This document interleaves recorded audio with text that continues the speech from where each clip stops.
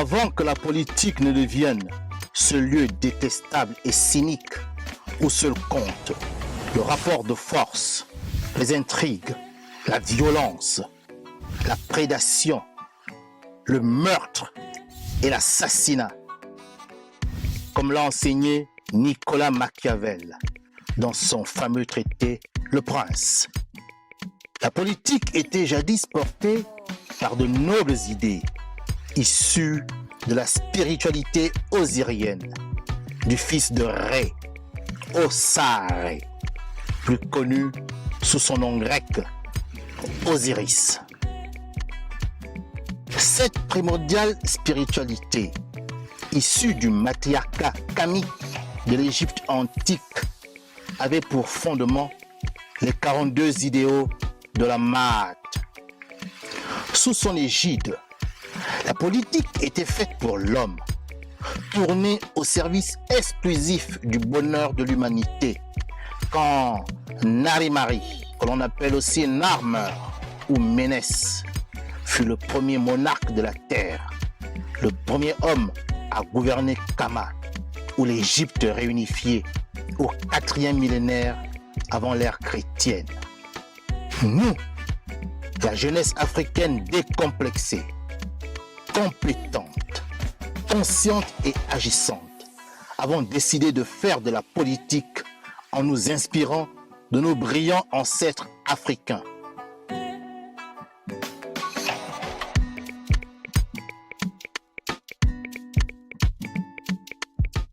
C'est pourquoi nous nous reconnaissons dans le visuel du logo du mouvement associatif, politique et international New Power, qui exprime clairement ces nobles idéaux.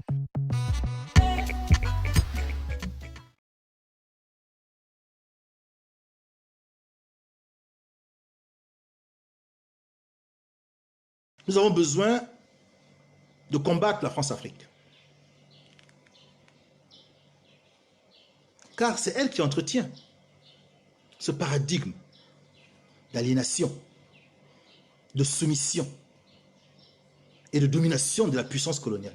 Nous devons affronter la France-Afrique, qui est un ennemi. Il nous faut la battre et accepter qu'elle nous abatte si elle est plus forte. La France-Afrique est un ennemi, je tiens encore à le rappeler, parce qu'elle assassine les Africains souverainistes et patriotes. Elle ne discute pas, car elle n'a pas d'argument à faire valoir.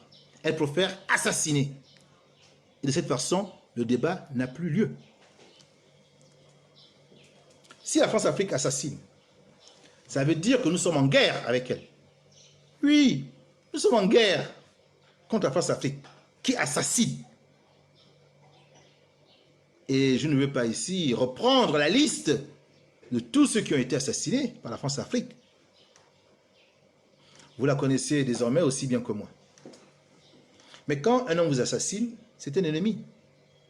Et un ennemi, on lui déclare la guerre. Et les peuples africains qui partaient en guerre, souvent se tressaient les cheveux. Donc sur un plan politique, en plus des autres dimensions que j'ai soulevées, en me tressant les cheveux, j'annonce aux Gabonais, j'annonce aux jeunes Gabonais, aux jeunes guerriers, que je vais en guerre contre la France-Afrique. Parce que les tresses, je l'ai dit, sont une arme. Et c'est un appareil de combat. Un appareil de guerre.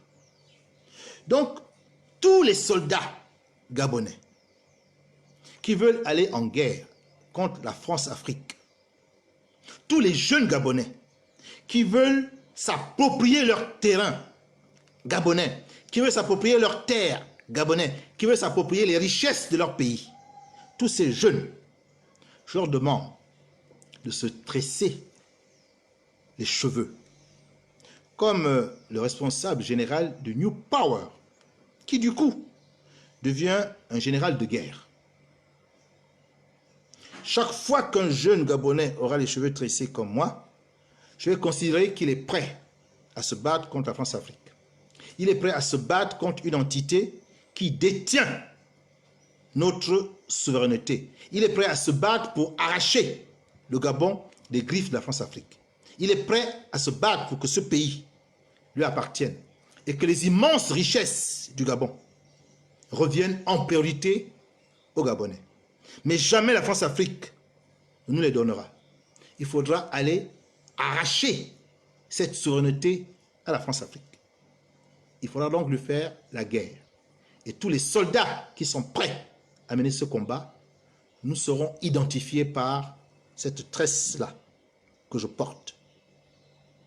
C'est un message que j'envoie à la jeunesse, celle qui porte l'espoir du pays, celle qui ne supporte plus l'hypocrisie de la classe politique gabonaise, celle qui en a marre des mensonges, celle qui en a marre des renonciations, celle qui en a marre des trahisons. Aujourd'hui, nous savons que le problème du Gabon, c'est la France-Afrique, pilotée par la France officielle et des réseaux. Tant qu'il y aura une base militaire au Gabon, tant que nous n'allons rien faire pour que ces bases militaires partent, comme aujourd'hui le Mali le font, la France-Afrique a encore de beaux jours devant elle. Je veux une armée de soldats qui ira protester, non plus à l'ambassade de France, mais au camp de Gaulle, pour demander le départ de la base militaire du camp de Gaulle. Il faudra que ce jour-là, les jeunes soient tressés comme moi. On sera tous devant, au camp de Gaulle, pour dire « Rentrez chez vous. 61 ans au Gabon, c'est beaucoup. » Votre président Charles de Gaulle avait exigé aux bases militaires américaines de rentrer chez elles. Nous sommes là en 1966. Les Américains, pourtant bien plus puissants que les Français, ont accepté que leur base militaire soit démantelée pour respecter la souveraineté nationale et militaire de la France, que De Gaulle a exigé. Nous avons la même position gaulliste. Nous voulons que la base militaire du Gabon, que les Français ont au Gabon, soit démantelée et que les militaires français rentrent chez eux. Et s'il y a des Gabonais courageux pour exiger cela, je leur demande de s'identifier en portant des tresses. Des tresses comme moi. Des tresses de guerre. Des tresses d'édification, d'identification. Donc ce n'est pas en vain que je porte cette coiffure capillaire-là. En plus de l'esthétique, en plus de la culture, il y a également la vocation politique et même économique. Voilà la réponse que je tenais à donner à tous ceux qui n'ont pas compris pourquoi un quinquagénaire se faisait tresser les cheveux, alors qu'on l'avait connu jusqu'à aujourd'hui avec un style beaucoup plus classique, de cheveux très ras, de cheveux très coupés. Vous avez aujourd'hui les raisons. Et j'ai pris soin de donner une argumentation à la fois exhaustive de mon point de vue et, je le dis encore, académique. Il sera difficile de refuter ces arguments-là, qui se retrouvent dans le patrimoine culturel, historique de notre cher continent africain.